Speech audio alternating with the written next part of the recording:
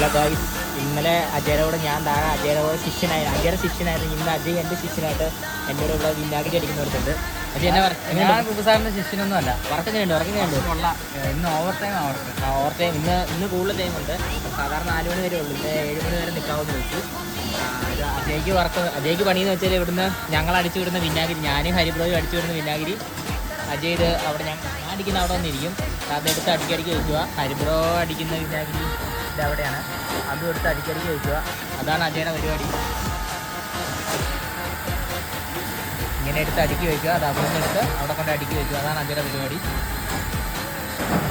അത് എങ്ങനെയുണ്ട് ഇന്നത്തെ പരിപാടിയൊക്കെ ഉണ്ട്? ഇന്നത്തെ പരിപാടി ഓവർ ടൈം ആയതുകൊണ്ട് മാത്രം മടുപ്പാണ്. വിഷയമൊന്നുമില്ല. കുറേ നേരമായിട്ട് ഈ വെയിറ്റ് എടുക്കല നമുക്ക് പിന്നെ വിഷയമില്ലാത്തതുകൊണ്ട് സീനില്ല. താഴെയാണെങ്കിൽ ഇരുന്ന് പണി ചെയ്യായിരുന്നു. ഇങ്ങനെ നടക്കേണ്ട ഒരു അവസ്ഥ ഉണ്ടെന്ന്. എന്നാലും കുഴപ്പമില്ല, സമയം പോകും ഇവിടെ ആയതുകൊണ്ട്. പിന്നെ കുബുസാറിന്റെ ശിഷ്യനൊന്നും അല്ല കേട്ടോ. അങ്ങനെ എനിക്കൊരു ശിഷ്യനെ കിട്ടിയിരിക്കുകയാണ്. ഇത്രയും നാൾ അജയുടെ ശിഷ്യനായിട്ടായിരുന്നു ഞാൻ ജീവിച്ചത്. ഇപ്പോൾ എനിക്കൊരു ശിഷ്യനായി. Bye by.